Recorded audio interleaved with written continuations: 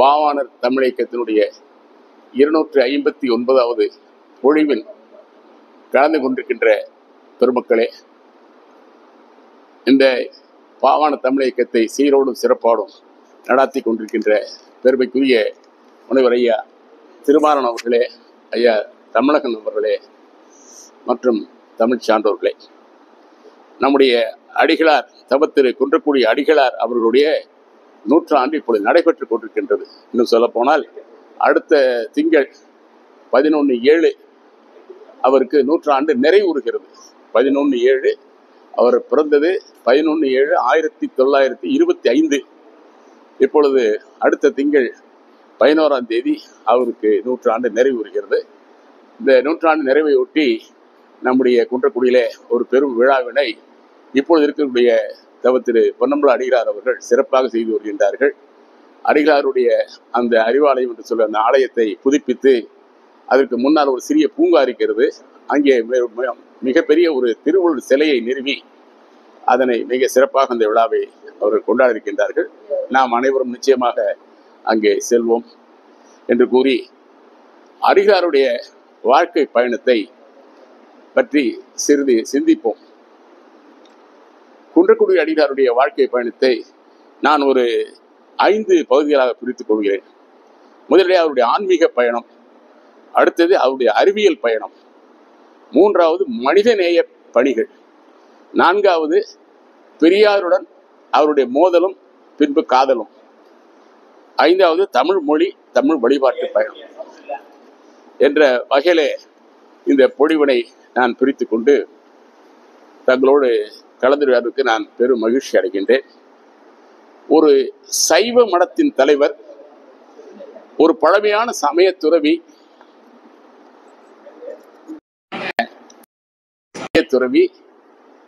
ஒரு பழமையான கிறிஸ்தவம் மற்றும் இஸ்லாமிய பெரியாரிய மற்றும் பொது உடைமை இயக்கத்திலே ஒரு மிக நெருக்கம் கொண்ட ஒரு மிகப்பெரிய சமய தலைவர். தந்தை பெரியாரே எப்பொழுதும் மகா சன்னிதானம் என்று சொல்லி அழைப்பதற்குரிய பொருத்தமான பெரியவர். ஒரு சமயத்தவரால் அரசியல் களத்தில் உள்ள அனைத்து தரவுகளும் பாராட்ட பெற்றவர். இந்த கேள்விகளுக்கெல்லாம் எப்படி இவருக்கு இத்தகைய ஒரு பெரும் வாய்ப்புகள் ஏற்பட்டது என்று நாம் நினைப்போம் என்று சொன்னால், அதற்கு நம்முடைய வாசை குழந்தைசாமி அவர்கள் தன்னுடைய கவிதையிலே மிக அருமையாக ஒரு கவிதை சொல்வார். அறிவியலும் ஆன்மீகமும் இணைந்து நிற்கும் அற்புதத்தின் தந்தை அவர். பழமை கண்ட நெறிமுறையும் புது யுகத்தின் நிறையும் நிகழ்கால நிகழ்வுகளும் நியதி செய்தி தந்தார் என்று அவருடைய பண்பை அவர் மிக அழகாக எடுத்துச் சொல்வார். அதுபோல அவரை பற்றி அங்கே இருக்கக்கூடிய ஒரு நாட்டுப்புற பாடலாக மக்கள் எல்லாம் மிக பாடுவது, உற்ற தமிழர் நலம் பேணும் ஓயா உழைப்பின் தவக்கோலம் முற்றும் மனித நேயம் அது முதிர்ந்து விளைந்த திருவடிவம் என்று சொல்லி அவரை பற்றி நிறைய பாடல்கள், நிறைய பேர் கவிஞர்கள், நம்முடைய கவிஞர் சிற்பி பாலசுப்ரமணியம் மற்றும் சவுந்தர கைலாசம் போன்ற பெரும் தமிழகத்து கவிஞர்கள் எல்லாம் அவரை பாராட்டி புகழ்ந்திருக்கின்றார்கள். அதே போல தமிழகத்தினுடைய அனைத்து தலைவர்களும், அரசியல் தலைவர்களும் சரி, ஜீவாவோடு மிக நெருக்கமாக இருந்தவர். அறிஞர் அண்ணா 2 முறை அந்த திருமணத்திற்கு சென்றிருக்கின்றார்கள். தந்தை பெரியார் 1 முறை அங்கே சென்றிருக்கின்றார். நேரு அவர்களே அங்கே சென்றிருக்கின்றார். இப்படி அனைத்து துறை சார்ந்தவர்கள், அனைத்து அரசியல் கட்சி சார்ந்தவர்களிடம் மிக நெருக்கமாக அவர் இருந்தார் என்று சொன்னால் அதற்கு எல்லாம் அடிப்படையான காரணம் அவர் தன்னோடு இணைத்து கொண்ட மனித நேயம்தான். இந்த மனித நேயம் என்று அவர் சொல்லிட்ட பொழுது அவரே சொல்லுவார், மானிடம் வெல்ல வேண்டும், கடைக்கோடி மனிதரும் கடை தேற்றம் பெற வேண்டும், கடவுளை பற்றி பேசி மட்டும் பயனில்லை, அவர் கேட்க தரமாட்டார், பிச்சை எடுத்து உயிர் வாழ வேண்டின் கடவுள் எதற்கு என்று சொல்லக்கூடிய ஒரு மனிதநேய பண்பாளர் அவர். ஒரு முறை அவரிடம் கேட்ட பொழுது, கடவுளை தமிழ்நாட்டுக்கு அவர் ருஷ்ய நாட்டுக்கு சென்று வந்த பிறகு கடவுளை ருஷ்ய நாட்டை பற்றி நீங்க என்ன பார்த்தீர்கள் என்று கேட்ட பொழுது அவர் சொன்னார், அங்கே நான் ஒரு கடவுளை கூட பார்க்கவில்லை, ஆனால் அங்கே இருக்க மனிதர்கள் அனைவரும் யாரும் பட்டினியாக இருக்கவில்லை. ஆனால் தமிழ்நாட்டிலே ஆயிரக்கணக்கான கடவுள்கள் இருக்கிறார்கள், அங்கே இங்கே லட்சக்கணக்கான பட்டினியால் மக்கள் வாடுகிறார்கள். இதுதான் அந்த நாட்டுக்கு நமக்கும் உள்ள தனி சிறப்பு என்று அவர் சொல்லுவார். அந்த அளவுக்கு அவர் மனித நேயத்தோடு எப்பொழுதும் இயந்து தொடர்பு கொண்டவர். அவருடைய வாழ்க்கை பயணம் என்று சொன்னால், நான் சொன்னது போல அவர் 1925 பிறந்தவர். சீனிவாசன் பிள்ளை, சொர்ணத்தம்மாள் என்பவருடைய மகவாக தோன்றியவர். அவர் 1931 ஆண்டுகளில் அவர் அவர் இருந்த ஊருக்கு பக்கத்துல அண்ணாமலை பல்கலைக்கழகம், அங்கே ராபி சேதுப்பிள்ளை, விபுலானந்த அடிகளார் மற்றும் நம்முடைய நாட்டார் பெருமானார் போன்ற பெரும் தமிழறிஞர்கள் எல்லாம் அப்பொழுது அங்கே பணி செய்து கொண்டது நேரம். அப்பொழுது ராபி சேதுப்பிள்ளை அவர்கள் வீட்டிற்கு இவர் பால் கொண்டு போய் கொடுப்பாராம், தினசரி கொண்டு கொடுக்கிறது. அப்போது அவருக்கு இவரை பார்த்தோன்னா அவருக்கு ஒரு பற்று ஏற்படுது. உடனே அவர் தினசரி ஒரு திருக்குறள் சொல்லுங்கிறார். அப்படி சொல்லும் பொழுது அவர் தினசரி ஒரு காலனா காசு கொடுப்பாராம் ராபி சேதுப்பிள்ளை. இதுதான் அவருடைய தமிழ் ஆர்வத்திற்கு ஒரு அடிப்படையாக அமைந்தது. அதே போலவே அங்க இலங்கையிலிருந்து வந்த விபுலானந்த அடிகள் அங்கே இருந்தார். அவர் ஞாயிறு தோறும் பக்கத்தில் இருக்கக்கூடிய தில்லைக்கு பக்கத்தில் இருக்கக்கூடிய அந்த பட்டியலினத்து மக்கள் வாழ்கின்ற பகுதிகளுக்கு சென்று அந்த குழந்தைகளுக்கு மாலை நேரத்திலே பாடம் எடுத்துக்கொண்டு அவர்களுக்கு விழிப்புணர்ச்சி ஏற்படுத்தி கொண்டிருந்த விபுலானந்த அடிகள். இதனை அவர் சிறு வயதிலேயே ஒரு 10-15 வயதுக்குள்ளாக இருக்கும் பொழுதே அடிகளார் அவரோடு இணைந்து சென்று அந்த பணியையும் அவருக்கு துணை நின்றிருக்கின்றார். இதெல்லாம் தான் அவருடைய வாழ்க்கைக்கு பின்னால் ஒரு சமுதாய பார்வையை பார்ப்பதற்குரிய ஒரு அடித்தளத்தை ஏற்படுத்தி கொண்ட நிகழ்வுகள். அதன் பிறகு அவர் சில காலம் அவர் தன்னுடைய இங்கே காரைக்குடிக்கு பக்கத்தினுடைய தன்னுடைய தமையனார் வீட்டில் தங்கியிருக்கின்றார். பிறகு 1944 ஆண்டில் அவர் தர்மபுர ஆதீனத்திலே ஒரு எழுத்தராகத்தான் பணியில் சேர்கிறார். ஒரு எழுத்தராக பணியில் சேர்ந்த பிறகு அங்கேயே அவர் தம்பிரானாக, அங்கே காவி தீட்சை என்று சொல்வார்கள், அந்த தீட்சையை பெற்று தம்பிரானாக, அப்பொழுது கந்தசாமி தம்பிரான் என்று அவருக்கு பெயர். அந்த கந்தசாமி தம்பிரானாக இருக்கும் பொழுதே அவர் திருக்கடவூர் அந்த மடத்துக்கு சொந்தமான பல்வேறு ஊர்களுக்கெல்லாம் சென்ற பொழுது அப்பொழுதே அந்த கோவில்கள் எல்லாம் அனைத்து மக்களும் உள்ளே வர வேண்டும் என்றெல்லாம் அவர் போராடியவர் தமிழ்நாடு இருந்த காலத்திலேயே. அப்படி இருந்த பொழுதுதான் அந்த காலகட்டத்தில் நம்முடைய குன்றக்குடி திருவண்ணாமலை சொல்லக்கூடிய குன்றக்குடி இருக்கக்கூடிய திருமணத்திலே அதிபராக இருந்த அருணாச்சல தேசிய பரமாச்சாரிய சுவாமிகள் என்பவர்.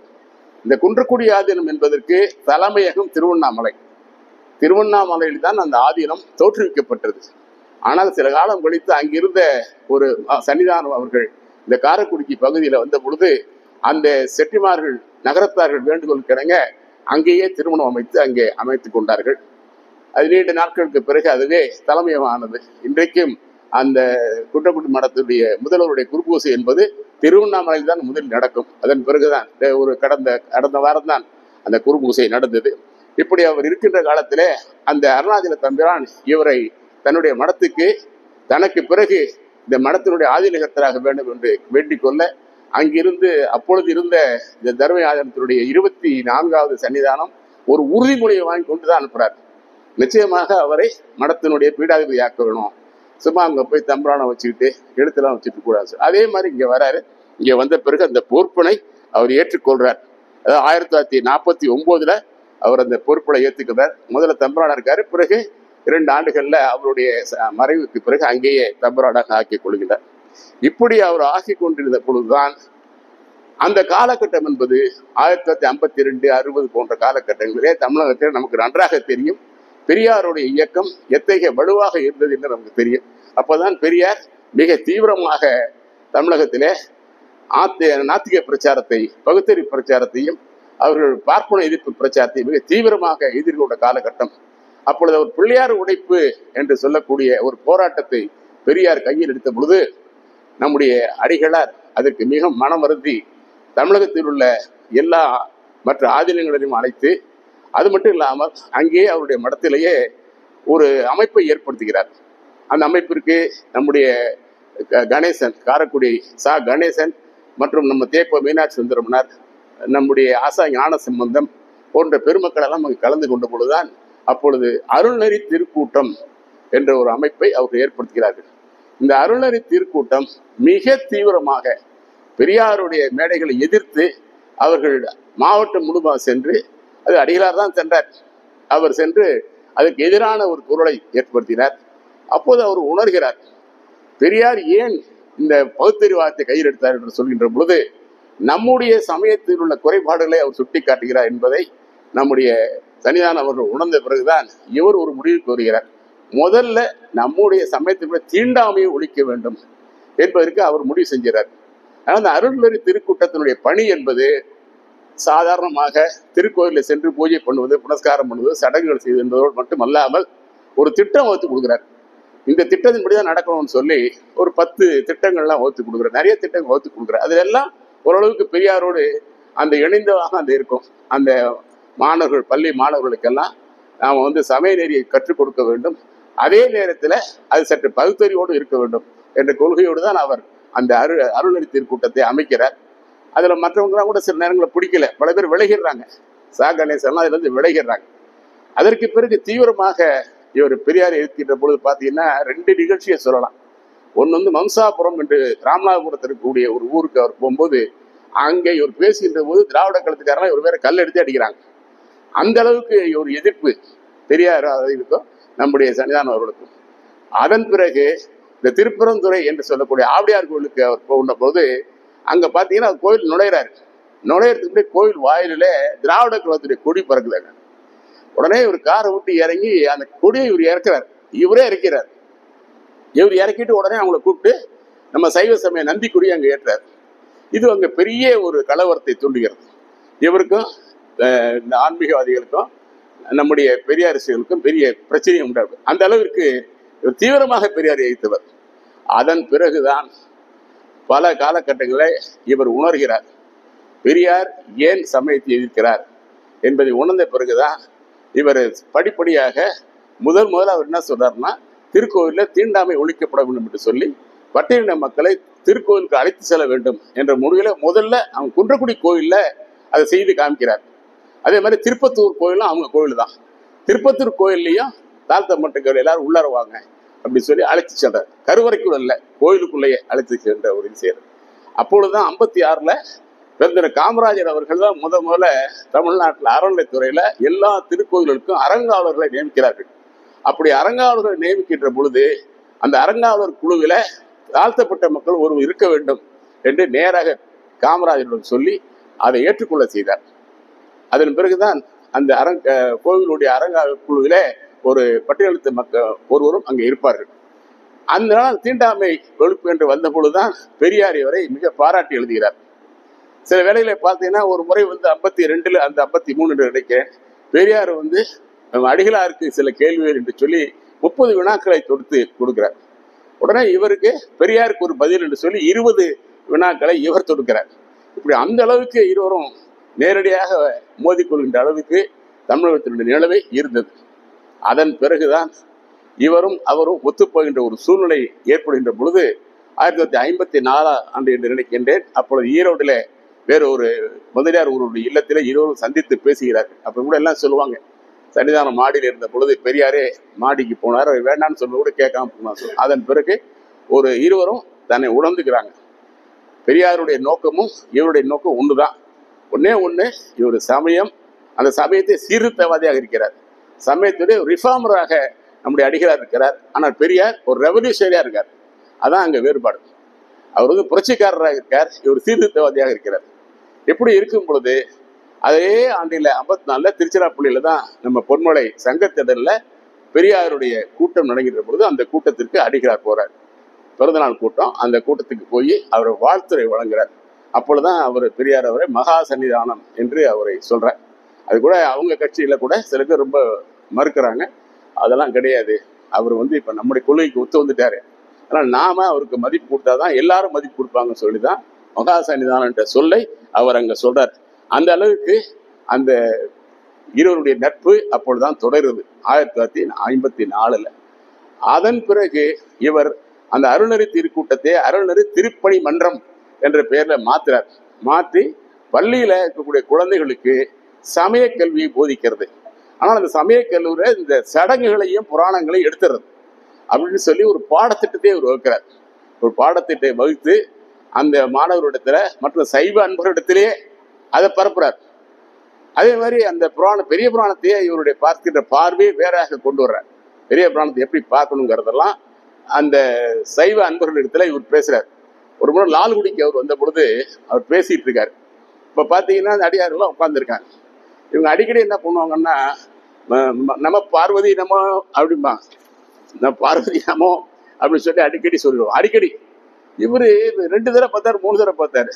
எதுக்கே திடீர்னு பாரு பார்வதி நம்ம பாரு மகாதேவா நம்ம பார்வதி ஏன் சொல்றீங்கன்றாரு. இல்ல இல்ல சாமி இப்படி சொல்ற பழக்கம்னு. அப்படி சொன்னா நான் இறஞ்சி போயிடுறேன்றாரு. நீங்க அதையே சொல்லிட்டு இருங்க. அதையா தமிழ்ல சொல்லக்கூடாது ஐயா, தென்னாடுடைய சிவனையை போட்டு எந்நாட்ட இருக்கிற அப்படி தமிழ்லையாவது சொல்லுங்க ஐயா அப்படின்னு சொல்லி அங்க ரொம்ப வலியுறுத்துறார். லால்குடியில நடந்த சம்பவம். லால்குடியில பாத்தீங்கன்னா எனக்கு இந்த நினைவு வருது. இன்னொரு நினைவு ஒண்ணு இருக்கு லால்குடியில. அப்போது ஏறத்தாழ அது 38-40 காலகட்டம், 37க்கு பிறகு, முதல் இந்திய எதிர்ப்பு போராட்டத்திற்கு பிறகு லால்குடியில இருக்கக்கூடிய அன்பர்கள் வந்து நம்ம திருவிக்கா வந்து ஒரு கூட்டத்துக்கு கூப்பிடுறாங்க. ஒரு தமிழ் அமைப்பு கூட்டம். அந்த கூட்டத்துல திருவிக்கா பேசுறாரு. அங்க இருக்கிறவங்க கேட்கறாங்க, பேசும்போது சொல்றாங்க, நீங்க தமிழ்லயே ரொம்ப சிறந்த புலமையா உடைய இருக்கீங்க, 2வது தமிழ் ஆர்வலா இருக்கீங்க, ஆனா நீங்க இந்த இந்திய எதிர்த்து இந்த இடத்த ஒண்ணுமே பொருள் சொல்லலையேன்ற போது திருவிக்காவை போட்டு ஏஞ்சி போயிடுறாரு. அதுக்கு அடுத்த நாள் வந்து அண்ணா வந்து திராவிட நாட்டுல விருந்தில் மருந்து அப்படின்னு ஒரு கட்டுரை வரும். இந்த நம்முடைய லால்குடி அன்பர்கள் திருவிக்கா அவர்களுக்கு விருந்தும் படைத்து கொஞ்சம் மருந்தும் வச்சு விட்டாங்க அப்படின்னு. அதன் பிறகு திருவிக்கா அதை படிச்ச பிறகு அவர் உணர்றார், நாம செய்த தவறு என்று உணர்ந்து அதன் பிறகுதான் அவர் அந்த இந்தியத்துக்குள்ளேயும் அவர் கொஞ்சம் பங்கேற்க சொல்லுவாங்க. அது மாதிரி லால்குடியில வந்து நம்முடைய மகா சன்னிதானமும் அவங்க எல்லாம் திட்டிட்டு போயிடுறாரு. இதன் தொடர்ச்சியாக தெய்வீக பேரவை என்ற ஒரு அமைப்பு நடத்தப்படுகிறது. அந்த தெய்வீக பேரவை என்ற அமைப்பு 1966 பக்தவத்சலம் முதலமைச்சராக இருந்தபோது அமைக்கப்பட்டது. அதற்கு அப்பொழுது தர்மபுர ஆதீனத்தினுடைய தலைமை தலைவராக இருந்தார். ஆனால் அதற்கு அவர் ஒன்றும் செயல்படவே இல்லை. அதன் பிறகு 69ல நம்முடைய மகா சன்னிதானம் அவர்கள் தவத்திரு குண்டுகுடி அவர்கள் அந்த பொறுப்பை ஏற்கின்ற பொழுதுதான் அந்த தெய்வீக பேரவைக்கு புத்துயிர் கொடுக்கிறார். அந்த தெய்வீக பேருடைய பணிகள் எப்படி இருக்கணும்னு சொல்லும் பொழுதுதான் முதல்ல வந்து அந்த நம்முடைய திருக்கோயில்களில் தமிழில் அர்ச்சனை நடத்தணும் அப்படிங்கிறத முதல் கொள்கையா கொண்டாடுறார்.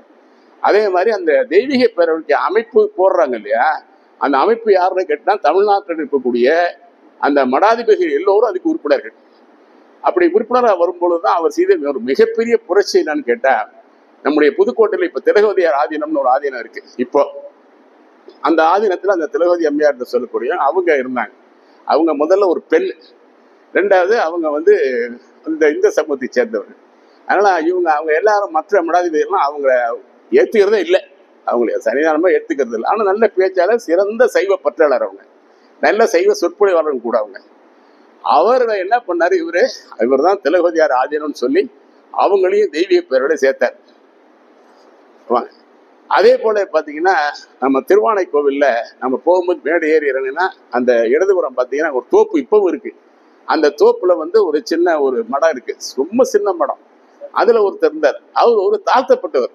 ஆனா அவர் வந்து தனக்குன்னு சொல்லி ஒரு மடத்தை வச்சு அவருக்கு குன்னூர்ல வந்து அவருக்கு உயர்நிலை பள்ளி ஒன்று வச்சு நடத்திட்டு இருந்தார். இதை நடத்திட்டு இருக்கும்போது அவர் யாருமே அங்கீகரிக்கல. அவரையும் இவர் தெய்வீக பேரில் சேர்த்தார்.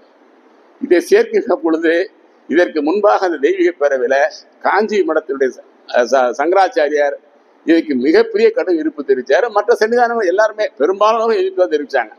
ஏன்னா நம்ம தமிழ்நாட்டுக்குடைய சைவ ஆதீனங்கள்லாம் பார்த்தீங்கன்னா பெரும்பாலும் சைவ பிள்ளைமாறு தான், பெரும்பாலும் இல்லை, 100க்கு 100 நம்முடைய தமிழகத்துக்குரிய ஆதீனங்கள் சைவ பிள்ளைமாறு தான் அங்க இருப்பாங்க. அதுல 2 பிரிவினும் உண்டு. ஒருத்தர் வந்து திருநெல்வேலி சேர்ந்த சைவ பிள்ளைமார்கள். இப்ப திருவாவடுதுறை ஆதீனம் பார்த்தீங்கன்னா திருநெல்வேலி சேர்ந்த சைவ பிள்ளை வருவாங்க. தர்மபுரத்தை பார்த்தீங்கன்னா கார்காத்தார் என்று சொல்லக்கூடிய அந்த மாயூர பகுதியில் இருக்கக்கூடிய அவங்க தான் அங்க வருவாங்க. மற்ற வேளாக்குறிச்சி போன்ற ஆதீனங்கள் எல்லாமும் திருநெல்வேலி சேர்ந்த சைவ பிள்ளை வருவாங்க. இந்த பிரச்சனை அவங்களுக்குள்ள உண்டு. அதனால இவங்க யாருமே அதை ஏற்றுக்கல. ஆனா நம்முடைய அடிகளார் அதை மிக பெருமையாக ஏற்று அவர்களை சேர்த்து அதன் பிறகு தெய்வீக பேரவையுடைய பணிகளை மிக சிறப்பாக செய்தார். அப்பதான் போய் பக்தவத்சலத்து, அதுக்கு முன்னாடி ஒரு செய்தியை நான் மறந்துட்டேன். 65லயே போய் பக்தவத்சலத்திட்ட போய் ஒரு முறையிறார். இந்த மாதிரி தமிழ்ல எல்லா கோயிலும் வழிபாடு செய்யணும், தமிழ் அர்ச்சனையே செய்யணும்னு சொல்லும்போது அவர் மறுத்துறார் முதல்ல. அதன் பிறகு இவரு 63 தமிழ் அறிஞரை கூட்டுறார். ஏன்னா பெரிய புராணத்துல 61 நாயன்மார்கள் வருவாங்க. அது மாதிரி 63 தமிழ் அறிஞர்களை கூட்டி ஒரு 12-13 கார்கள்ல நேர தலைமைச் செயலகத்துக்கு போய் அங்க எல்லாரும் எடுத்து வைக்கிறாங்க. அதன் பிறகுதான் அவர் சம்மதிக்கிறார். சம்மதிச்ச பிறகுதான் 1966ல மதுரையில் முதல்ல நம்ம பி.டி. ராஜன் அவருடைய தலைமையில அங்க தமிழ் அர்ச்சனை அப்படிங்கிற முறை தொடங்கப்பட்டது. அப்பதான் நீங்க பாத்தீங்கன்னா எல்லா திருக்கோயிலும் இங்கு தமிழிலும் அர்ச்சனை செய்யப்படும் அப்படின்னு ஒரு இழி உண்மை அங்க வரும். தமிழிலும் அர்ச்சனை செய்யப்படும்ன்றத எல்லா கோயிலும் ஒரு போர்டு போட்டிருப்பாங்க. அது நடைமுறைக்கு வரல. அதை செய்தவரும் நம்முடைய அடிகளார் பெருமாள் தான்.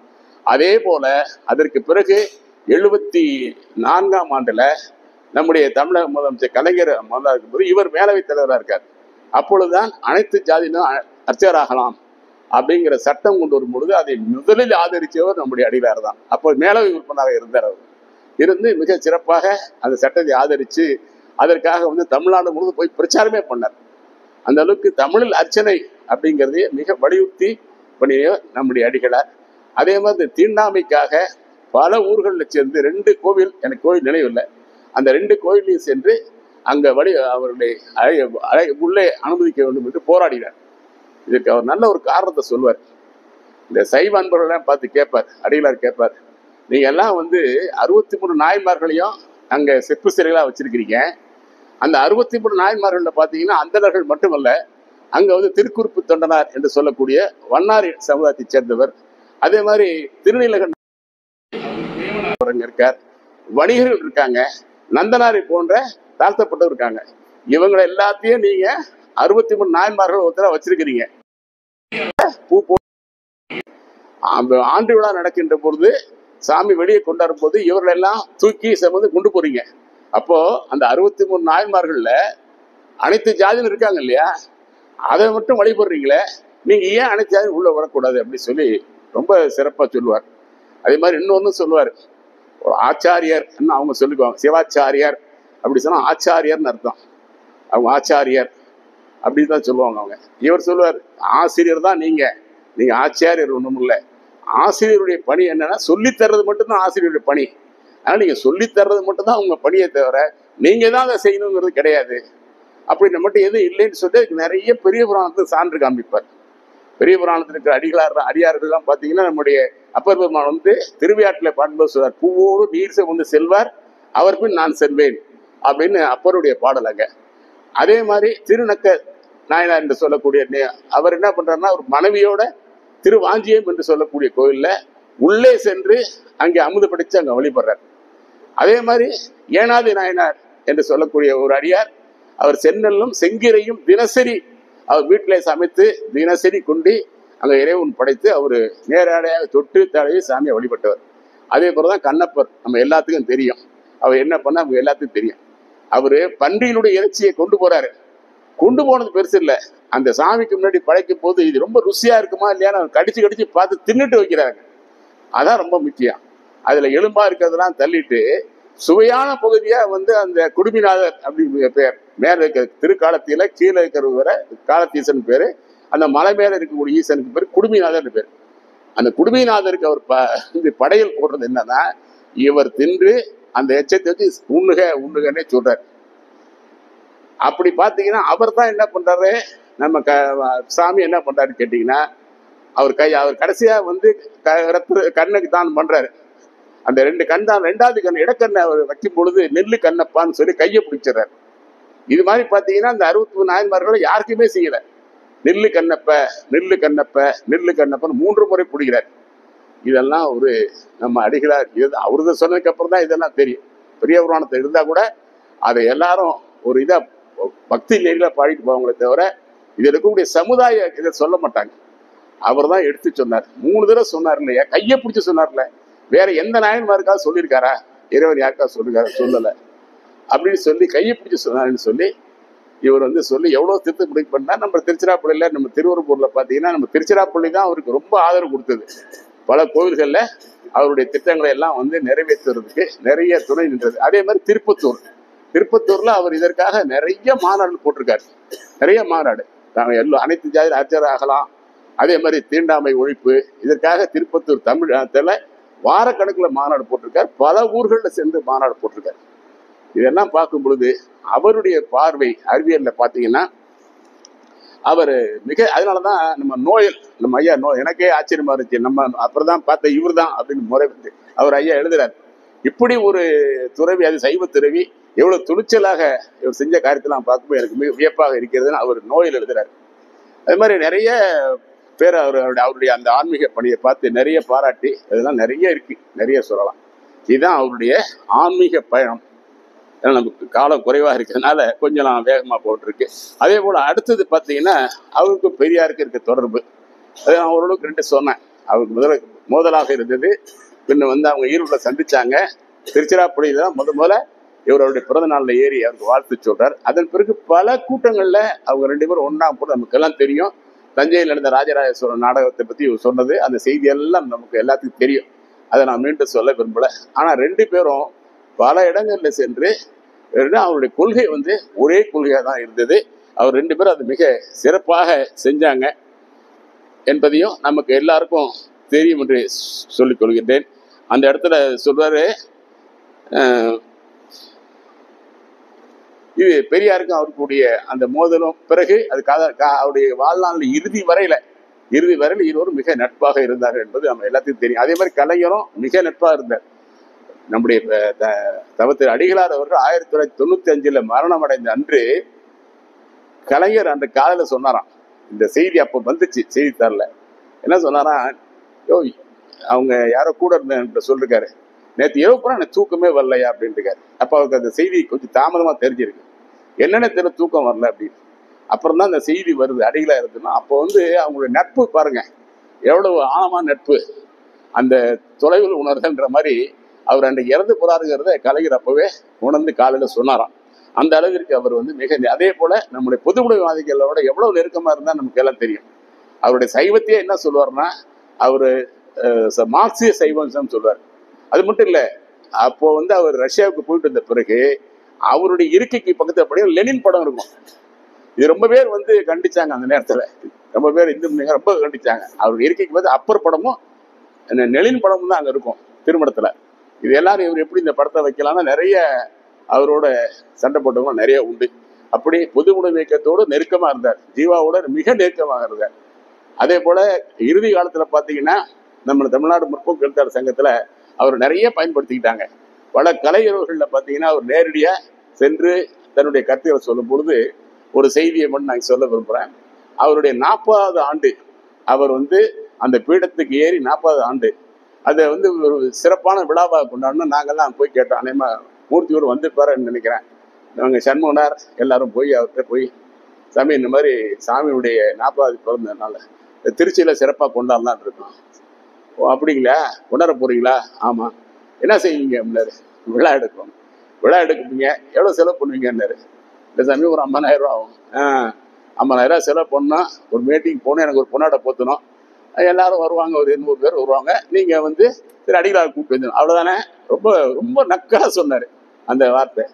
அப்புறம் தான் சொன்னார், இதெல்லாம் ஒண்ணு நீ செய்ய வேண்டாம், நீங்க செய்ய 50,000 ரூபா இல்ல 2 லட்ச ரூபா பணம் ரெடி பண்ணுங்க. 2 லட்ச ரூபாய வந்து இங்க அது என்ன சொன்னாருன்னா, எங்க ஊருக்கு பக்கத்துல ஒரு 10 கிலோமீட்டர் தொலைவில் ஒரு ஊர் இருக்கு. அந்த ஊர்ல விவசாயத்துக்கு அவங்களுக்கு கேணி இல்லை. நல்லா கேட்டுக்கங்க, போர் போட சொல்லல. ஏன்னா போர் போட்டா ரொம்ப சுலமா போட்டலாம், அன்னைக்கெல்லாம் 10,000 ரூபாயில. கேணி, அந்த மக்களுக்கு விவசாயத்துக்கு பயன்படக்கூடிய கேணி வேணும். அந்த கேணியை வந்து நீங்க வெட்டி கொடுத்து வேணா கல்வெட்டை போட்டு உங்க பேர்லாம் போட்டுவீங்கன்னாரு. கல்வெட்டை போட்டு உங்க பேர்லாம் போட்டுவீங்கன்னு சொல்லி அதை முன்னாடி செஞ்சு கொடுத்தோம் நாமன்னு வச்சுங்களேன். அந்த அளவுக்கு பாருங்க அவருடைய சிந்தனை வந்து எப்படி போகுதுன்னு பாருங்க. அதே மாதிரி நான் ஒரு இன்னொரு கூடுதல சொன்னேன். மலைக்கோட்டையில பாத்தீங்கன்னா இந்த புராணங்கள்ல வரக்கூடிய நம்ம ஈசனுடைய பெருமாளுடைய இந்த விழாக்கள்லாம் வரும். அதுல திருச்சியில வந்து இப்ப நடந்துச்சு, போன 2 வாரம் தான் ஆச்சு. இங்க மலைக்கோட்டை தாய்மான சாமி கோயில்ல செட்டிப்பொன் மருத்துவம்னு சொல்லி ஒரு நிகழ்ச்சி நடக்கும். ஒரு 10 நாள் அங்க உற்சவம் நடக்கும். அதுக்கு பிரம்மோற்சவம்னு அவங்க சொல்லுவாங்க. அது கூட அவர் தூய தமிழ்ல சொன்னாரு, பெருஞ்சாந்து விழா அப்படின்றது. பெருஞ்சாந்து விழா, ஏன்னா மயிலாப்பூர்ல வந்து அந்த பூங்கோதை என்ற பெண்ணை வந்து உயிர்த்தல் வைக்கிறார். அப்போ அந்த ஞானசம்பந்தர் 10 பாட்டு பாடுறாரு. அந்த 10 பாட்டுலயும் அந்த காலத்துல அந்த விழாக்களை இதை காணாதி போதியோ காணாதி போதியோன்னு வரும். அப்ப பெருஞ்சாந்தி விழா காணாதி போதியோன்னு ஒரு வரி வரும். அந்த பெருஞ்சாந்து என்பது இந்த பிரம்மோற்சவம்ன்றதான் பெருஞ்சாந்தி விழா. அதனால இனிமேட்டு பிரம்மோற்சவம்னு சொல்லாதீங்க, அதே பெருஞ்சாந்தி விழா என்று சொல்லுங்கன்னு சொல்லுவார். இங்க இந்த விழா நடக்கும் பொழுது அந்த செட்டிப்பொன் மருத்துவம் என்னன்னு கேட்டீங்கன்னா, அந்த தாய்மான சாமி இந்த ஆற்றங்கரைக்கு அந்த பக்கம் இருந்த ஒரு பெண்ணுக்கு போய் நேரடியாக பிரசவம் பார்த்தார். இதுதான் அந்த செட்டிப்பொன் மருத்துவம். அவர் வந்துடுறாரு. அதுக்கப்புறம் அந்த தாய் போறாங்க. ஆனா அந்த பெண்ணு பிரசவம் வையம்மா நீ தானே பணத்தை சொல்ற, அப்பதான் அந்த சாமியை வந்து பார்த்தாரு. ஏழை செட்டி பொண்ணுக்கு மருத்துவம் பார்த்தாரு. அப்போ அவர் சொல்லுவார், இங்கே இருக்க இப்போ நூற்றுக்காலம் இடத்துல கூட்டம், இங்கே இருக்க எல்லாரும் திருச்சிராப்பள்ளிக்கு ஒரு பெரிய பெரிய வணிகர்கள் இதெல்லாம் இருக்கீங்க. இந்த செட்டிப்பொன் மருத்துவத்தை அன்னைக்கு இங்கே சாமிக்கு பூஜை பண்ணிட்டு எல்லாம் பண்ணிட்டு கடைசியில் மாகேஸ்வர பூஜை சாப்பிட்டுட்டு தான் போறீங்க. இது அல்ல. சாமி நினைச்சிருந்தாருன்னா மலைக்கோட்டை மேலே இருந்தே அவங்க சுகப்பிரசவம் செய்ய முடியாதா? அப்போ சாமிக்கு அந்த சக்தி இல்லையா? ஆனால் ஏன் அவர் நேராக செட்டிப்பண்ண தாயா வந்தாருன்னு கேட்டால், அங்கே ஒரு செட்டிப்பண்ணுக்கு இலவசமாக மருத்துவம் செய்யணும். அதனால இங்க இருக்கக்கூடிய சைவ அன்பர்கள் இந்த மலைக்கோட்டையை சுற்றி ஏதாவது ஒரு இடத்துல இலவச மகப்பேறு மருத்துவமனை வைக்கணும். நீங்க தாய்மானவர் பேர்ல தாய்மானவர் இலவச மகப்பேறு மருத்துவமனை இங்க ஒண்ணு அமைக்கணும். அதை அமைச்சாதான் தாய்மானவருக்கு செய்யற தொண்டு. இல்லைன்னா நம்ம சாப்பிட்றதுதான் இது மிச்சம் அப்படின்ற மாதிரி ரொம்ப அழுத்தமா அதை சொல்ல. அதே மாதிரி மதுரையில பார்த்தீங்கன்னா அங்க ஆவணி மூலம்னு ஒரு விழா வரும். அங்கேதான் அந்த பிட்டுக்கு மண் சுமந்த கதை. பிட்டுக்கு மண் சுமந்த கதையில அவர் பிட்டுக்கு மண் சுமக்க வர்றார். அந்த வைகை ஆற்றில் அந்த மன்னன் வீட்டுக்கு ஒரு ஆள் வேணும்னு கேட்குறான்.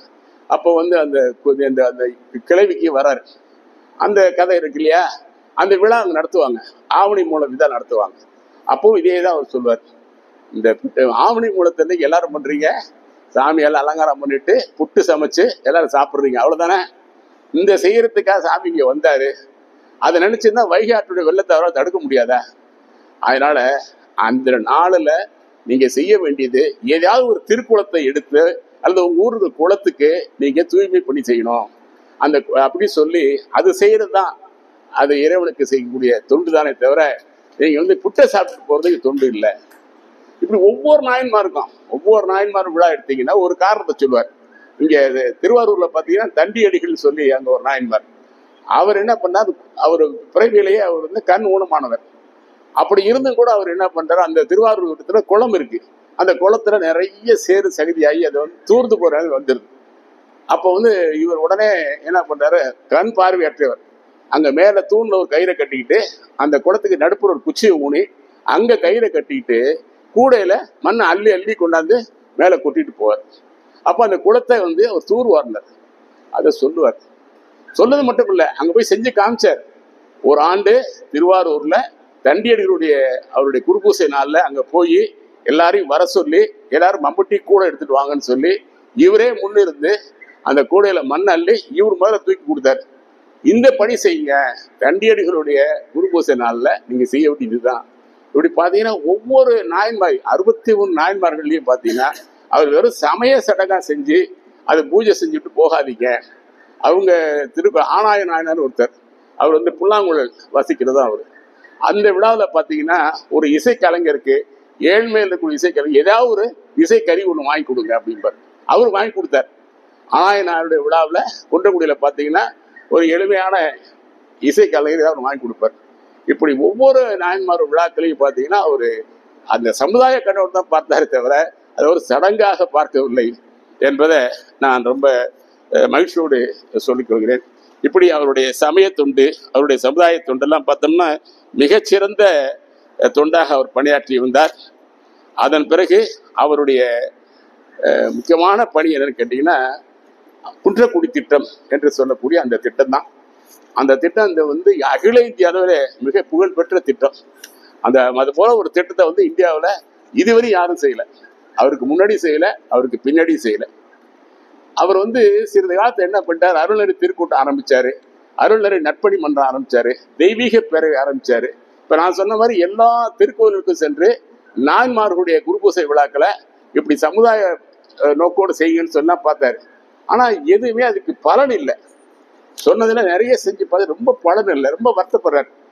அப்போ அவர் என்ன பண்றாருன்னு கேட்டா, அப்போதான் வந்து அவர் மனசை தோணுது, இனிமேல் நாம விரிவா போய் எதுவும் செய்ய வேண்டாம், முதல்ல நம்ம ஊரை நம்ம சீர்திருத்துவோம் அப்படிங்கிற ஒரு முடிவுக்கு வர்றார். அந்த முடிவுக்கு வந்த பிறகுதான் ஒரு திட்டம் தயாரிக்கிறார். முதல்ல அவர் செஞ்சது 1967 குன்றக்குடியில ஒரு கிராம நல சங்கம் அப்படிங்கிறத ஒரு ஏற்படுத்துறாரு, கிராம நல சங்கம் அப்படின்னு.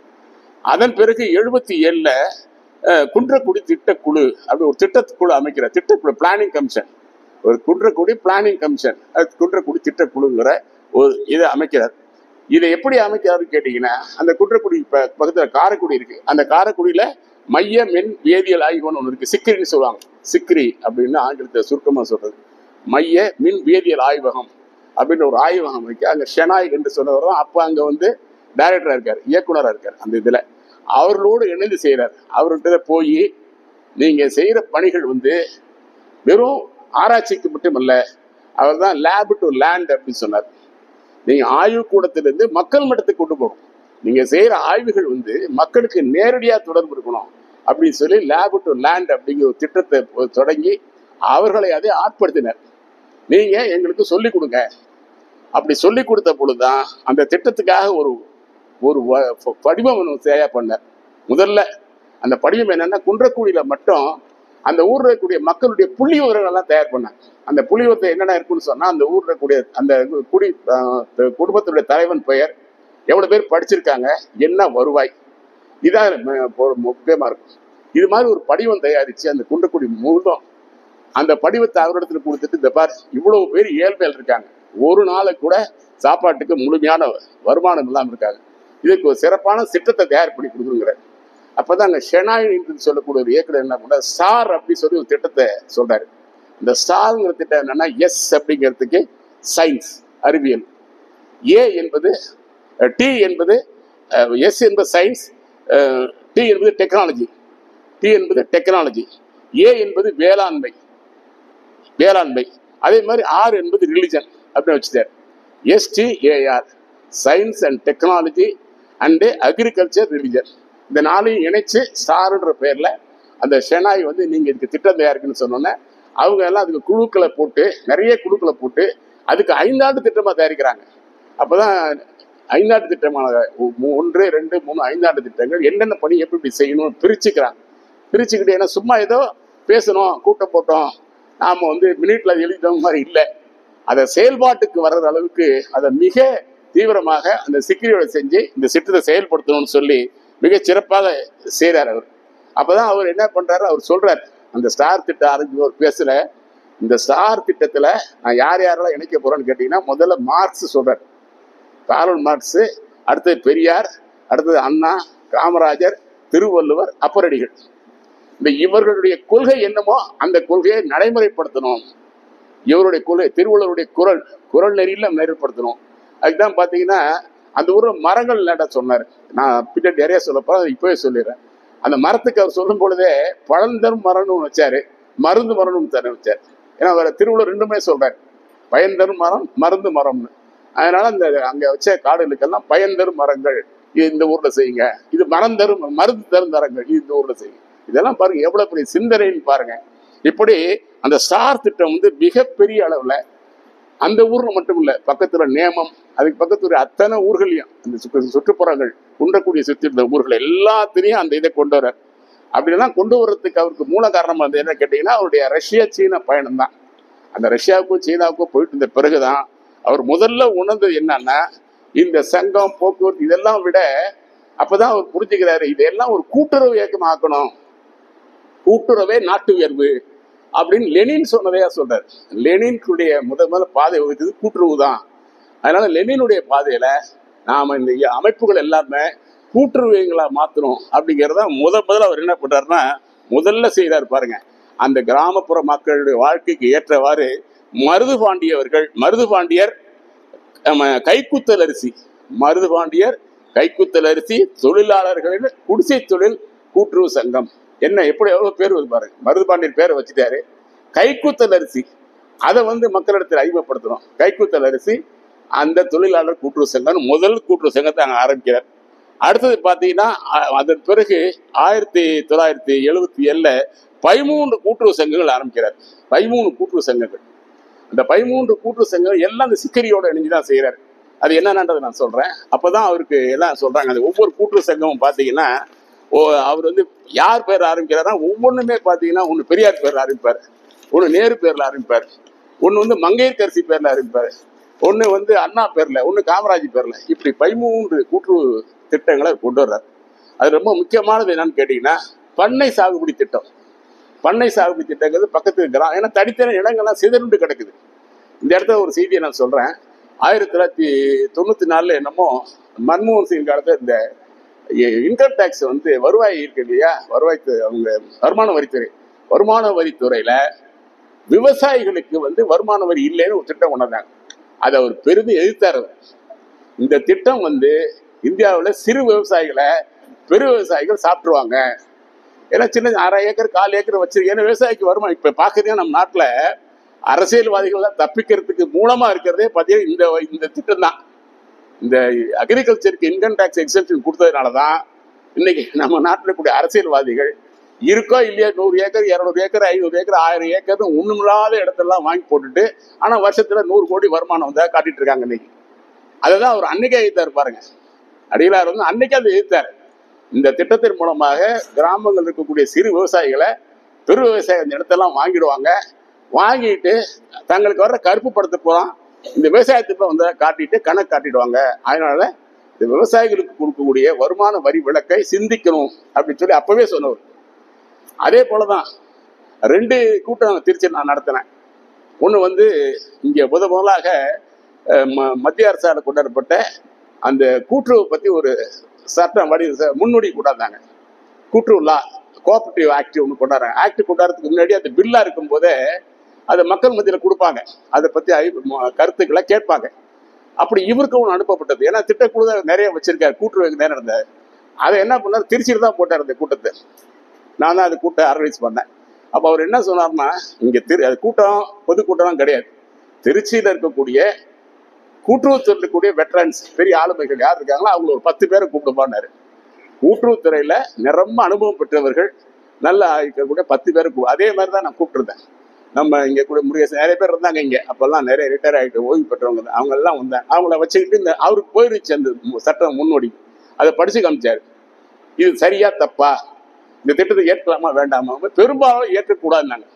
ஏன்னா அந்த சட்டம் தான் என்ன ஆச்சுன்னு கேட்டீங்கன்னா, இன்னைக்கு கூட்டுறவு சங்கம்ல நீங்க பாத்தீங்கன்னா கூட்டுறவு சங்கம்னு சொன்னாவே அந்த கூட்டுறவு சங்கத்தை இயக்குவது பூராமே அந்த கூட்டுறவு சங்கத்தினுடைய இயக்குநர்கள் தான்.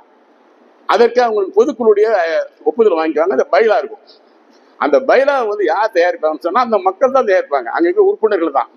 நான் 2 முறை இருந்திருக்கேன் கூட்டுறவு இயக்கத்துல. நம்ம ஐயா செல்வராஜ் நல்லா தெரியும். ஆனா இந்த சட்ட முன்னோடி என்ன பண்ணுச்சுன்னா, அந்த கூட்டுறவு இயக்கத்தினுடைய செயல்பாடுகளை நிர்ணயிக்கிற உரிமையை வந்து ஜேஆர் என்று சொல்லக்கூடிய அந்த இணை இயக்குனர் அவரு கொடுத்துட்டாங்க பதிகாரத்தை போறோம். அப்ப என்ன ஆகும்னு சொன்னா அரசாங்கம் நடக்கிறதான் நடக்கும். இப்ப அதனாலதான் பாத்தீங்கன்னா கூட்டுறவு இயக்கம் பூரா சீரழிச்சு போச்சு. தமிழ்நாட்டுல கூட்டுறவு இயக்கம் சரியா நடக்கல. காரணம் அதிகாரி கையில போயிடுச்சு. அது அந்த நிகழ்ச்சி நடந்த பிறகு அடுத்த நாளே தினமலர் ஒரு பெரிய கட்டுரை எழுதினாரு, இந்த முயற்சி தவறானதுன்னு சொல்லி. அதே போலதான் இன்னொரு இது காட் அப்படி சொன்னது, general agreement on trade and டாரிஃப்னு சொல்லக்கூடிய டங்கல் திட்டம். இன்னைக்கு நம்ம சொல்றோம் இல்லையா, உலகமயமாக்கல் அப்படி சொல்றோம் இல்லையா, இந்த முதலாளித்துவமாக்கல். இதை வந்து இதே திருச்சியில தான் ஒரு கூட்டம் போட சொன்னாரு. அப்ப வந்து பொது உடைமை இயக்கவாதிகள் நம்முடைய 2 பொது உடைமை இயக்கத்தை சேர்ந்த ஒரு நண்பர்களை கூப்பிடுங்க, வேற யாராவது எப்படி தெரிஞ்ச. அப்ப இன்னும் வரல, அது நடைமுறைக்கே வரல, டங்கல் திட்டம் நடைமுறைக்கு வரல. வர்றதுக்கு முன்னாடியே இது நிறைய வந்து பொழுது இவங்க ஒப்புதல் கொடுக்க நம்முடைய மத்திய அரசு தயாரா இருந்தாங்க. அப்போ இது சரியா தவறா அப்படிங்கிறதுக்கு ஒரு ஆலோசனை கூட்டம் போட்டோம். நிறைய பேர் நீங்க கூட வந்திருப்பீங்க நினைக்கிறேன். நீங்க வந்திருப்பீங்க. இங்க நிறைய இங்க கூட பொது உடைமை இயக்கம் வந்தாங்க. எல்லாரும் சொன்னாங்க. சொல்லும் பொழுது அவருக்கு அப்போ வந்து தெரியல. அப்ப நான் வந்து நிறைய இந்த நறுக்குகள் வச்சிருந்தேன், பேப்பர் கட்டிங்ஸ். இந்த பேப்பர் கட்டிங்ஸை பூரா அவருக்கு நிறைய கொடுத்தேன் நான். அதுக்கு முன்னாடி வந்து தினமணியில வந்தது, இந்து பேப்பர்ல இதெல்லாம் கொடுத்தேன். அவருக்கு ரொம்ப மகிழ்ச்சி. அதை எடுத்துட்டு போய் ஒரு மாசம் படிச்சாரு. படிச்ச பிறகு தினமணியில முழு பக்கத்தில் கட்டுரை எழுதினார். இந்த திட்டம் நடைமுறைப்படுத்தினால் எதிர்காலத்துக்கு இந்தியா குட்டிச்சவர் ஆயிடணும் எழுதுறாரு. அது வெவ்வேறு கருமையான வார்த்தை நான் சொல்றேன். அவர் வந்து இந்த திட்டத்தினால மக்களுக்கு பலன் கிடையாது, இந்தியா வந்து மிகவும் மோசமா போடும் சொல்லி முதல்ல எழுத்தவர் அவர் தான். முதல்ல பொது உடைமைவாதிகள் கூட பாத்தீங்கன்னா கொஞ்சம் பின்னாடி தான் எழுத்தாங்க. அந்த முழுமையா சட்டம் வந்த பிறகுதான் அவங்க எழுத்தாங்க. அதுக்கு முன்னாடியே அந்த முன்வடிவையே எதிர்த்தவர் நம்முடைய அடியார் தான்.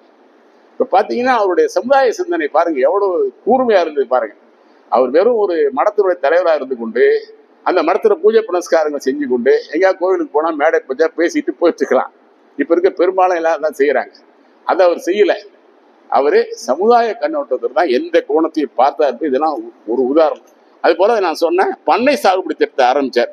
இந்த பண்ணை சாகுபடி திட்டம் ஆரம்பிக்கும் பொழுது அதே மாதிரி அங்க வந்து வேளாண்மை சங்கம் ஆரம்பிச்சார், வேளாண்மை கூட்டுறவு சங்கம். இது செய்யும் பொழுதே அது சிக்கிரி அந்த அதிகாரிகளை கூப்பிட்டு முதல்ல இந்த கிராமத்துக்குரிய மண் சோதனை பண்ணுங்க, ஏன் வந்து அந்த குன்றக்குடியில நமக்கு தெரியும், அந்த பகுதியை வறட்சியான பகுதி, அங்க தண்ணியும் கிடையாது, அங்க நிறைய விவசாயமும் கிடையாது, அங்க நெல் விளையாது, அந்த மரங்கள் தான் அங்க இருக்கும், முந்திரி கொஞ்சம் அதிகமா இருக்கும்.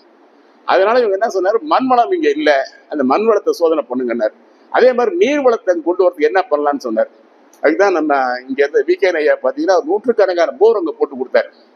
அவர் சொல்லிதான் போட்டு கொடுத்தாரு, நூற்றுக்கணக்கா போட்டு கொடுத்தாரு விகே. அது மாதிரி பாத்தீங்கன்னா மண் வளத்தையும் நீர் வளத்தையும் முதல்ல சீர்திருத்தணும்னு சொல்லி இந்த நீர் வளத்தையும் மண் வளத்தையும் மேம்படுத்துவதற்காக அந்த சிக்கிரியுடைய அந்த ஆராய்ச்சி மையத்தை நிரம்ப பயன்படுத்திக்கிட்டார். அதுக்காக அறிக அறிவியல் அப்படின்னு சொல்லி ஒரு பத்திரிகை, மாதந்தோறும் வரக்கூடிய பத்திரிகை, அதுல அறிக அறிவியல் சொல்லி வேளாண்மை சம்பந்தமாக மற்ற மாணவர்களுக்கு எளிய முறையில இந்த அறிவியல் சொல்லக்கூடிய கருத்துக்கள் எல்லாம் அந்த அறிக அறிவியல்ன்ற அந்த மாத பத்திரிகையில வரும். அதே மாதிரி எடுத்தீங்கன்னா அடுத்தது பார்த்தீங்கன்னா வேளாண்மை கூட்டுறவு சங்கம். அடுத்தது பழப்பண்ணை ஆரம்பிச்சார். இது யாருமே எதிர்பார்க்க முடியாது பாருங்க, பழப்பண்ணை. ஏன்னா அங்க வந்து முந்திரி பருப்புலாம் வந்து நிறைய கிடைக்கும். இந்த பழப்பண்ணையை வந்து நிறைய ஆரம்பிச்சு அந்த பழப்பண்ணையை வந்து எங்க கொடுத்தாருன்னு கேட்டா நடத்த முடியாதுன்னு சொல்லி காரைக்குடி இருக்கக்கூடிய தோட்டக்கலை உதவி இயக்குனர், டெப்டி டைரக்டர் ஆஃப் ஹார்டிகல்ச்சர் அவங்ககிட்ட கொடுத்து அதை நடத்த சொல்லிச்சு. ஆனா அதை நடத்தி அதை ஆரம்பிச்சது இவரு தான், அடையில தான் அதை ஆரம்பிச்சார். அடுத்தது இல்லந்தோறும் தோட்டம் அப்படிங்கிற ஒரு சிறப்பான திட்டத்தை ஆரம்பிச்சார். குன்றக்குடியில மட்டுமல்ல, குன்றக்குடியை சுத்தி இருக்கக்கூடிய ஒரு 15 கிராமங்கள்ல இல்லந்தோறும் தோட்டம், காய்கறி தோட்டம். நீங்க யாரும் வெளியே போய் வாங்க வேண்டாம், மீதி இருந்தா நீங்க அதை வந்து உங்களுடைய பொருளாதாரத்துக்கு வச்சுக்கங்கன்னு சொல்லி ஒவ்வொரு வீட்லயும் தோட்டம் அமைக்கணும், காய்கறி தோட்டம் அமைக்கணும் அப்படிங்கிற திட்டத்தை முதல்ல கொண்டு வந்து அவர் தான். இல்லந்தோறும் திட்டம்ங்கிறது 1986லயே அவர் கொண்டாந்தார். அடுத்தது பாத்தீங்கன்னு சொன்னாக்க காடு வளர்ப்பு. இதெல்லாம் பாருங்க எவ்வளவு ஒரு பரந்த சிந்தனை பாருங்க. காடு வளர்ப்பு, இதற்கு அவர் முதல்ல தேர்ந்தெடுத்து பிரான்மலை தான். இந்த பிரான்மலை தோரங்குறிச்சி பக்கத்துல இருக்கு. அந்த பிரான்மலை அந்த ஊர் வந்து அவங்க கோவில், அது அங்க மேல ஒரு கோவில் இருக்கு, அருமையா இருக்கும், ரொம்ப அழகா இருக்கும் அந்த கோவில். அதான் பாரி விழா இருந்த இடம்னு சொல்றாங்க. அங்க பாரி விழா கூட ஆண்டுதோறும் நடத்துவார், பாரி விழா நடத்துவார். இந்த பாரி விழாவில் தமிழகத்தினுடைய மிகச்சிறந்த தமிழர் இருக்கலாம் பாரி வள்ளல் அப்படிங்கிற பட்டம் கொடுப்பார் அவரு. அந்த பிரான்மலையிலையும் பக்கத்துல திருப்பத்தூருக்கு பக்கத்திற்கு கூடிய சில சுன்றுவா இருக்கக்கூடிய அந்த ஊர்களெல்லாம் பாத்தீங்கன்னா நிறைய மரங்கள், லட்சக்கணக்கான மரங்கள் நட்டார். அங்கங்க இருக்கக்கூடிய பள்ளி குழந்தைகள்லாம் வர சொல்லி அந்த பிரான்மலையில எல்லாத்துக்கும் அவங்க பேரை சொல்லி நட்டு உன் பேரை அதுல வச்சிரு அப்படின்னு சொல்லி அந்த திட்டத்தை அங்க செயல்படுத்துறாரு. இது காடு வளர்ப்பு திட்டம். அதே போலவே பால் உற்பத்தியாளர் சங்கம், ஆடு, செம்மறி ஆடு வளர்ப்பு திட்டம். இதுக்கெல்லாம் ஒன்னொன்றுக்கு ஒரு கூட்டுறவு சங்கம் அரசாங்கத்தின் மூலமாக அதற்கு உதவி பெற்று தர்றது, பைனான்ஸ் பெற்று தர்றது, மற்ற அந்த அமைப்புகளை இவரே நேரடியான நடத்துறது. அது போன்ற அந்த அடுத்தது உழவர் பயிற்சி மன்றம். அந்த இடத்துல நல்ல வளமையான பயிர்களை கொண்டு வரதுக்கு அவர்கள் பயிற்சி மையம். அதே போல மீனவர்கள் கூட்டுறவு சங்கம். இது நம்ம நினைச்சே பார்க்க முடியாது. ஏன்னா குன்றக்குடிக்கு மீனவர்களுக்கு என்ன சம்பந்தம்? அங்க கடலா இருக்குன்னு சொன்னா அந்த ஊரை சுற்றி இருக்கிற குளங்கள்ல, அந்த குன்றக்குடி மற்றும் அந்த ராமநாதபுரம் சிவகங்கை மாவட்டத்தை சுற்றி இருக்கக்கூடிய குளங்கள்ல நிறைய மீனை வளர்த்து அதன் மூலமாக அவர்களுக்கு வருவாய் தேடி தருவது என்ற முறையில மீனவர் கூட்டுறவு சங்கத்தை ஆரம்பிச்சார். அவரோட ஒரு பழக்கம் உண்டு, எப்பொழுதுமே தீண்டாமையை பத்தி நான் சொல்லும்போது சொல்லியிருக்கணும்.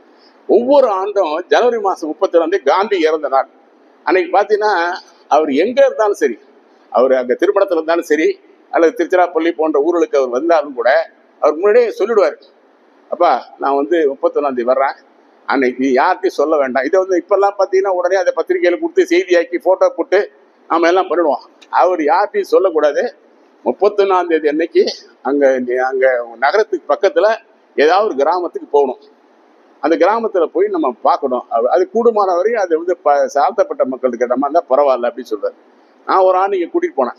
நான் வந்து செங்கச்சோலைன்னு ஒரு கூட்டிட்டு போனேன். ஏன்னா முன்னாடி 2 நாளைக்கு மேலே தெரியும். உடனே சொன்னேன், அங்கே சில ஏற்பாடு அவங்க பண்ணியிருந்தாங்க. அங்கே போய் பார்த்தாரு, எல்லாத்தையும் கூப்பிட்டு பேசினாரு. அப்போ ஊருக்கு ஏதாவது தேவையான, அது நல்ல வளம் பொழிஞ்ச பூமி. அங்கே நம்ம போனது நல்ல விவசாயம் செழுமையா இருக்கும், நிறைய தண்ணி இருக்கும், ஓரளவுக்கு எல்லாமே வசதி படைச்சவங்க தான். தாழ்த்தப்பட்ட மக்களாக இருந்தால் கூட அங்கே எல்லாம் வசதி படைச்சவங்க. அப்போ ஆனால் அந்த மக்கள் பூரா அவங்க அந்த ஒரு அம்மா 2 அம்மா கூட்டியாச்சு. ஐயா சாமியார் இருந்தார் இவரு. உடனே கொண்டது, சாமி என் பிள்ளை பேர் சவள பிள்ளையா இருக்கு, கொஞ்சம் விபூதி போடணுமா, விபூதி போட சரியாயிடுமான்னாரு. ஆமான்னு இந்த வச்சுக்க அப்படி கொடுத்துட்டு இங்க வா மீன் எண்ணெய் வாங்கி நிறுத்தி கொடுனாரு. என்னைய கூப்பிட்டு முருகன் தான் நாளைக்கு 2 பாட்டில் மீன் முதலுக்கு வாங்கி கொடுனாரு. மீன் முதல்ல சொல்லிட்டாரு. மற்றவங்க மாதிரி சும்மா சொல்லிவிட்டு அதை பத்திரிக்கையில பேப்பர்ல செய்தி கொடுக்கூடான்ட்டார். உடனே அந்த அம்மாவுக்கு சொன்ன ஒரு அவருடைய ஆலோசனை பாருங்க, அந்த குழந்தைக்கு நீ மீன் எண்ணெய் வாங்கி கொடு அப்படின்னு சொல்லிட்டு என்னைய கூப்பிட்டு நாளைக்கே அவங்களுக்கு 2 பார் மீனை வாங்கி கொடுத்துரு. அப்புறம் கார்ல வரும்போது சொன்னார், நான் உன்னை இந்த இடத்துக்கு கூப்பிட்டு சொன்னேன்னாரு. இந்த இடத்துல ஒண்ணுமே தேவையில்லை, அவங்களுக்கு நல்லா இருக்காங்களே. அப்புறம் நான் நினைச்சுக்கிட்டேன் நம்ம மணிகண்ட பக்கம் கூட்டிட்டு போயிடலாமேன்னு சொல்லி. அது மாதிரி பாத்தீங்கன்னா அந்த தீண்டாமைக்காக அவர் என்ன பண்ணார், அதே மீன் வளம் என்று சொல்றப்போ எனக்கு அது நினைவு வந்துச்சு. அந்த பகுதியில் கூடிய அத்தனை இடத்துலயும் மீன் வளர்ப்பு. அடுத்தது நேருஜி பெயரால பாலித்தீன் தொழிற்சாலை, இது நினைச்சு பார்க்க முடியுமா நாம? பாலித்தீன் தொழிற்சாலை, நேருஜி பாலித்தீன் தொழிற்சாலை தொழிற்கூட சங்கம். அதே மாதிரி பெரியார் முந்திரிக்கோட்டை தொழிற்சாலை, இந்த பெரியார் முந்திரிக்கோட்டை தொழிற்சாலையை வச்சார். இதை அந்த ஊர்ல பூரா அந்த முந்திரிக்கோட்டையை பயிரிட சொன்னார். அப்ப இந்த ஷெனாயின்னு நான் சொன்னேன் இல்லையா, சிக்கிரியோட இயக்குனர், அவர் சொல்லியிருக்காரு இங்கெல்லாம் வராதுங்க அப்படின்ட்டு இருக்காரு. வராதா? ஏன் வராதுன்னாரு. எல்லாம் மண் வளம் நீர் வளம். சரி நீ ஒண்ணு செய்யுங்க, ஒரு கமிட்டியை போட்டு ஒரு ஆலோசனை போட்டு நேராக பண்ருட்டிக்கு போங்க, அங்க பூரா நிறைய முந்திரி பருப்பு தான் இருக்கு, அங்க எப்படி வளருது, இதுக்கு என்ன தேவை அப்படி பார்த்துட்டு வாங்க, அது இங்கே கொண்டாடலாம் அப்படின்ட்டு அவங்களை அனுப்பிச்சு விட்டாரு. அவங்க போய் பன்ருட்டி பகுதியில் முந்திரி பருப்பு அதிகம் விளைகிற பகுதியெல்லாம் அவங்க சுற்றுப்பயணம் செய்து ஆய்வு பண்ணி அதே முறையில அந்த காரைக்குடி பகுதியில அது செய்யணும்னு சொல்லி இந்த பல கிராமங்களை செஞ்சு பார்த்தீங்கன்னா பெரிய அளவுல ஒரு 5 ஆண்டு 10 ஆண்டுகளுக்குள்ளார நிறைய முந்திரி தோட்டங்கள் அங்கே வந்துருச்சு. அந்த முந்திரி தோட்டம் வந்த பிறகு அந்த பெண்களுக்கு வேலை வாய்ப்பு கொடுத்தாரு. அந்த முந்திரி கொட்டையை உடைச்சு அதை முந்திரி பருப்பாக்கி அது விற்பனை பண்றது. அதன் பிறகு அந்த முந்திரி கொட்டையினுடைய தோல் இருக்கு இல்லையா, அதுல இருந்து அவர் என்ன பண்ணாரு, வார்னிஷ் சேர்த்தாங்க. அதுல இருந்து வார்னிஷ் சேர்த்தாங்க, இந்த நம்ம கதவுகளுக்கெல்லாம் அடிக்கக்கூடிய வார்னிஷ் பெயிண்ட். அந்த பெயிண்ட் பாத்தீங்கன்னா மிக தரம் வாய்ந்தது. அங்க செட்டிநாட்டு பகுதியில் இருக்கக்கூடியவங்க யாரா இருந்தாலும் அவங்களுக்கு வேணும்னா அங்க போய், ஆனா அது பிராண்டு பண்ணல அவங்க. ஏன்னா பிராண்டு பண்ணா டாக்ஸ் கட்டணும், இதெல்லாம் பிரச்சனை வரும்னு வாங்கிட்டு போனாலும் மொத்தமா வாலி கொண்டு போய் வாங்கிட்டு வரணும். அந்த மாதிரி பண்ணணும்னு சொல்லி அந்த செஞ்சாரு. அடுத்தது பாரதியார் பேர்ல பொட்டாசியம் குளோரைடு தொழிற்சாலை, பொட்டாசியம் குளோரைடு. அடுத்தது அறிஞர் அண்ணாவின் பேர்ல மின்கல தொடக்க தொழிற்சாலை, மின்கல தொடக்க தொழிற்சாலை அண்ணா பேர்ல ஆரம்பிச்சார். அதுலதான் அவர் முதல்ல அங்க பேட்டரியே செஞ்சார். நம்ம கார்ல இறங்கும் இல்லையா, இந்த பேட்டரின்னு சொல்றோம்ல, பேருந்துகள் இருக்கக்கூடிய பேரு, அதெல்லாம் அங்க செஞ்சாங்க. இதெல்லாம் நான் கண்ணால பார்த்துருக்கேன். அது மட்டுமல்ல, அப்ப கலைஞர் பேர்ல அதுக்கு இது வாங்கி அந்த சிவகங்கைக்குன்னு ஒவ்வொரு குழுவா பிரிச்சிருக்காங்க இல்லையா, நம்முடைய போக்குவரத்து கழகம் பல்வேறு மண்டலங்களா பிரிச்சிருக்காங்க. அந்த சிவகங்கை மண்டலத்தில் இருக்கக்கூடிய அந்த பேருந்துகளுக்கெல்லாம் இந்த பேட்டரியை வாங்க சொன்னாரு. வாங்கினாங்க, நீண்ட நாட்கள் வாங்கிட்டு இருந்தாங்க அந்த பேட்டரி. அதே மாதிரி பக்கத்துக்கு செட்டேன்னா அது ரொம்ப விலை கம்மியா இருக்கும், விலை ரொம்ப தரமா இருக்கும். அந்த மாதிரி அந்த பேட்டரி உற்பத்தி செஞ்சார். அதே மாதிரி அந்த இந்திரா காந்தி கிராம நூற்பு தொழிற்சாலை என்று சொல்லி பெண்களுக்காக அந்த தொழிற்சாலை சொல்லிச்சு. இப்படிலாம் பார்த்தீங்கன்னா அவர் செஞ்சிருக்கக்கூடிய இதெல்லாம் நினைச்சு பார்த்தோம்னு வச்சுங்க, ஏறத்தாழ ஒரு 30-40க்கு மேற்பட்ட தொழில் இதை அவர் அமைச்சிருக்காருன்னு சொன்னா இது யாராலுமே செய்ய முடியாது. இப்படி நாம் நினைச்சோம்னா இப்படி ஒரு மனிதன் செய்ய முடியுமா? பாருங்க, மருதுபாண்டியர் கதர் கூட்டுறவு கிராமம் 59, கூட்டுறவு விவசாய நாணய சங்கம், கூட்டுறவு பால் உற்பத்தியாளர் சங்கம், தொழிலாளர் கூட்டுறவு சங்கம், ஆலய அலுவலர்கள் கூட்டுறவு நாணய சங்கம், மாணவர் கூட்டுறவு பண்டகசாலை, நேருஜி பாலித்தீன் கூட்டுறவு சங்கம், தீப்பெட்டி கூட்டுறவு சங்கம், இதெல்லாம் அவர் அமைச்சது. இது மட்டுமல்ல, இந்த இதற்காக அவர் பயணம் பண்ணது பாருங்க. இந்த 1977 குன்றக்குடி திட்டக்குழு, 79 முந்திரி தொழில், இதெல்லாம் நான் சொன்னதெல்லாம் இந்த தொழில் பூரா வருது. இதை தவிர இந்த 1992 தமிழக அறிவியல் பேரவையின் ஒரு அமைப்பை தொடங்குறார். தமிழக அறிவியல் பேரவை, இதன் மூலமாக தான் நான் அறிக அறிவியல் சொன்னேன் இல்லையா, அந்த இதை கொண்டு வந்தார். இதை எல்லாம் தவிர அங்க இருக்கக்கூடிய இளைஞர்களுக்கு அதை படித்து இந்த பாலிடெக்னிக் படித்தவர்களுக்கெல்லாம் வேலை வாய்ப்பு கொடுங்கிறதுக்காக எவ்வளவு பயிற்சி மையங்கள் அனுப்பிச்சிருக்காரு பாருங்க. பயிற்சி மையங்கள், சென்டர், அதாவது மின்னணு பயிற்சி மற்றும் வானொலி தொலைக்காட்சி பழுதுநீக்கு பயிற்சி திருப்பத்தூர்ல 15 பேர் படிச்சிருக்காங்க.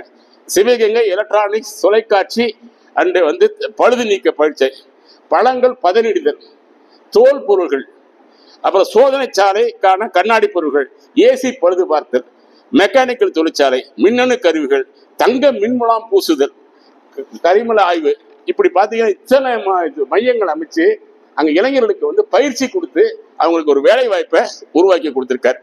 அதே மாதிரி அந்த வேலை வாய்ப்புக்காக பல மையங்கள், அதுக்காக ஒரு இதுல படிச்ச பிறகு அவங்களுக்கு மைய தொழிற்பற்றை, தச்சு வேலை, மாதிரி ஒருங்கிணைந்த பண்ணை, விதை நாற்று பண்ணை, காளான் உற்பத்தி பண்ணை, கட்டட தொழிலாளருக்கு இதெல்லாம் அமைச்சு அவங்களுக்கு வேலை வாய்ப்பை உருவாக்கி கொடுத்திருக்காரு.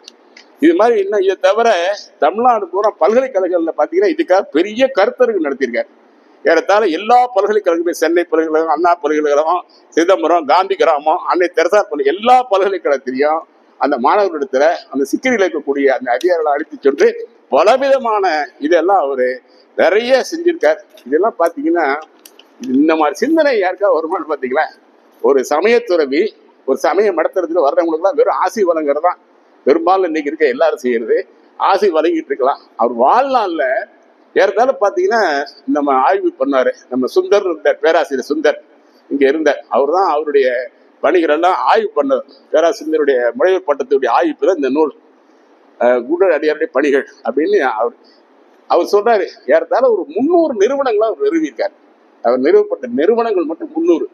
நான் சொன்னேன் இல்லையா, அந்த சமயத்தை சார்ந்ததெல்லாம் சேர்த்து சமய பணிக்காக ஒவ்வொரு நாயன்மார்கள் பேர்லையும் ஒரு அமைப்பு, இப்படி 300 அமைப்புகளை ஏற்படுத்தின ஒரு மனிதர் நினைச்சு பார்க்க முடியுமா நம்மளால?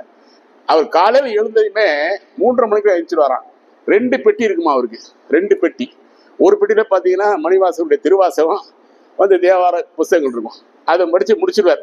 அதை முடிச்சோட இன்னொரு பெட்டியில பாத்தீங்கன்னா காரல் மார்க்ஸ் சிந்தனைகள், திருக்குறள், இது 2 நூல் தான் இருக்குமா. இது 2ஐயும் படிக்காம காலையில ஒரு பொழுது எழுதிக்க மாட்டார். அது 2ஐயும் 6 மணிக்குள்ள 2ஐயும் ஒரு முறை படிச்சுட்டு தான் எழுந்திருப்பாராம். அப்போ நம்ம நினைச்சு பார்த்தோம்னா ஒரு மனிதன் 300 நிறுவனங்களையும் இதுக்கெல்லாம் கூட்டங்கள், ஆலோசனை கூட்டம் அங்கேயே நடக்கும் மடங்கள்ல. அது மட்டும் இல்லாமல் நான் சொன்ன கூட்டு சங்கங்களுக்கெல்லாம் மடத்திலிருந்து நிறைய பணமும் கொடுத்துருக்காரு. ஒரு செய்தியை நான் சொல்றேன். இந்த தமிழ்நாட்டுடைய திருமடங்கள்லயே பாத்தீங்கன்னா ரொம்ப ஏழ்மையான மடம்னா அந்த மடம் தான். அப்ப அந்த காலத்துக்கு பேரே என்ன, தகரக்கூடை மடம் தான் பேரு. யாராவது சைவ அன்பரை கேட்டீங்கன்னா ஏன் குண்டை குடி போற, அங்க யாருங்க போவாங்க, போனா வெறும் தகரக்கூட தாங்க இருக்கான், ஒண்ணுமே இருக்காதுமா. அந்த அளவுக்கு வருவாய் இல்லாதது. அதன் பிறகு அவர் சில வருவாயை சேகரிச்சார். சென்னையில இப்ப மயிலாப்பூர் இடம் இருக்கு, அங்க மயிலாப்பூர் அந்த அம்பாள் கோயில் பக்கத்துல கற்பகன்னு ஒரு விடுதி இருக்கு, பெரிய விடுதி. அந்த இடம் காலியாக கிடந்துச்சு. அப்ப கலைஞர் அவருக்கு உதவி செஞ்சு அந்த இடத்துல ஒரு பெரிய விடுதி கட்டிருக்காங்க. அது இன்னைக்கு ஆண்டுதோற அவங்களுக்கு ஒரு 50 லட்ச ரூபா வருமானம் வரும் அதுல மட்டுமே. அப்படி நிறைய இடங்கள்ல அவரா தேர்ந்தெடுத்து சும்மா கிடந்த இடங்கள்லாம் கொஞ்சம் வருவாய் ஈட்டி தந்தார் அந்த இடத்துக்கு. அது மாதிரி ஒரு தகரக்கோளை விடமாக இருந்த நேரம் வச்சா இந்த ஒரு மடத்தை பாத்தீங்கன்னா இவ்வளவு பெரிய சீர்திருத்தவரா செய்ய முடியும்னு சொன்னா ஒரு தனி மனிதனாக இருந்து எவ்வளவு செயல்கள் செஞ்சிருக்காரு. அதனாலதான் நான் சொன்ன மாதிரி பாத்தீங்கன்னா எல்லா தமிழ்நாட்டு அத்தனை பேரும் துக்ளக் பத்திரிகைகளை பாத்தீங்கன்னா வரிஞ்சு எழுதியிருக்காங்க. அந்த பாராட்டுகளையே நான் வச்சிருக்கேன். ஒவ்வொரு பத்திரிகையும் எப்படி பாராட்டு, துக்ளக் பத்திரிகை தினமணி பாத்தீங்கன்னா கொஞ்ச நாள் விட்டுட்டான். முதல்ல பாராட்டும், அப்புறம் பாராட்டவே மாட்டான். அதன் பிறகு இவருடைய பயணத்தெல்லாம் பார்த்து திட்டக்குழு, அந்த இந்திரா காந்தி அம்மா அவங்க இருக்கும் பொழுது இவருடைய பணிகள் எல்லாம் பார்த்துட்டு அவங்க கோப்புல எழுதுறாங்க. இந்தியாவில் இருக்கக்கூடிய அத்தனை ஒன்றியத்திற்குரிய பிடிஓன்னு சொல்லுவாங்க, பிளாக் டெவலப்மெண்ட் ஆபீசர்ஸ், அவங்க எல்லாம் போய் இந்த குன்றக்குடி திட்டத்தை பார்த்துட்டு வரும்னு சொல்லி அதை பார்த்துக்கிட்டு சொன்னா அதுக்காக எத்தனை 3 முறை அவங்க திட்டக்குழு இங்க வந்திருக்கு. மத்திய அரசாங்கத்துடைய திட்டக்குழு குன்றக்குடியை 3 தடவை பார்த்துட்டு போனாங்க. அந்த அளவுக்கு அந்த திட்டக்குழு அந்த அதிகாரிகள்லாம் பார்த்துட்டு அவங்க நிறைய சொல்லியிருக்காங்க. இந்த மாதிரி ஒரு பேட்டர்ன் பத்தி அவங்க என்ன இந்தியா போறோம் இது வரணும் அப்படிங்கிறத அவங்க நிறைய சொல்றாங்க. அவங்க சொன்ன வார்த்தைகளே சொன்னா நான் ஆங்கிலத்தில் எழுதியிருக்கேன்.